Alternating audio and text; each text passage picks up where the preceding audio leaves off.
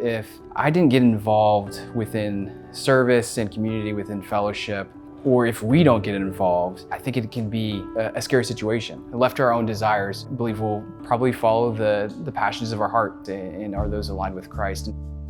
I grew up in the Dallas, Texas area. I grew up in just an amazing family. Was definitely blessed there to grow up in a loving, caring, two-parent home. Since a very early stage, just Christ was implemented within.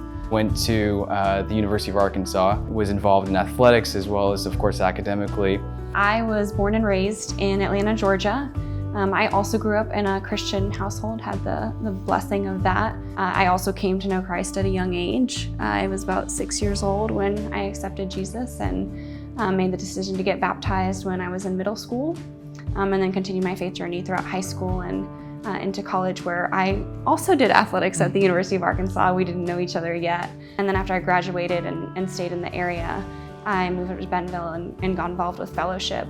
I had played a sport and so was involved in a team, and that had been my family, all 4 years, and I was accustomed to, having been in athletics for 16 years, always having that family unit, that team dynamic. And so when that ended, I realized two things. I realized, one, that I've been placing a lot of my identity in that sport, and I also realized that I needed that family unit. I needed a team, and so fellowship just became that for me, became a family. Our community group did. I didn't really know that many people in the area, but really sought after the community aspect, and just the community and body of believers at fellowship helped lead me in the right direction, get me involved in student ministry as well as young adult ministry to just really help walk alongside the phase of life I was in. We actually met several years after, whenever I moved back to this area, and we met in community group. There's been a lot of counseling in community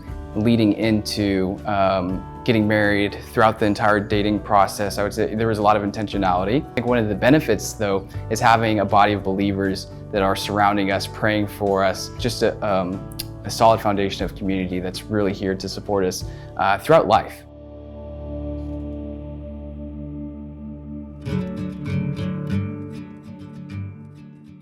I wanted to surround myself with a community of women that have been through those stages of life and have lived those things and could be able to pour into me and give Christ-like advice. I sought out some ladies in the church who were a little bit older and wanted to study the Bible together, and we get together and do DBS and just share life together. I really needed those mentors and those discipleship leaders to kind of help me grow in my faith, and through their investment, it's led me to get involved in leading a cell group where I can pour into girls who are going through some of the same things that I went through in high school, and be that voice that I maybe didn't have at that stage in life.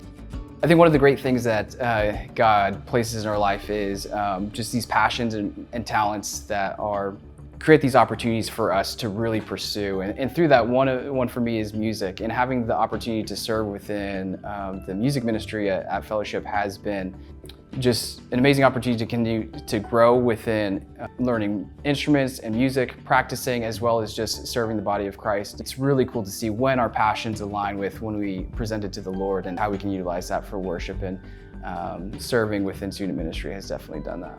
Now that we're married and have entered into a new community group, we've now transitioned into a multi-generational community group, which I think is very suiting for just the stage of life that we're going into, and we get to spend time with singles and with families as well who have younger kids. So really great for us to just get to learn from each other and observe those new stages of life kind of as we enter into this one. We would have two challenges. Take that scary step, maybe, and talk to someone, ask about community. Also reach out and make sure that we're not just walking past people, that we're smiling, saying hello, asking people for their names, to make those situations more inviting. There's just an amazing opportunity for us as the body of Christ, as well as Fellowship, to serve non-believers, to serve believers well, and just be the light. Being a smaller campus now, if we see someone that we don't know, it does open up an opportunity to have a conversation and say hello. Having that smaller base makes it easier to have more intentional conversations with newer people.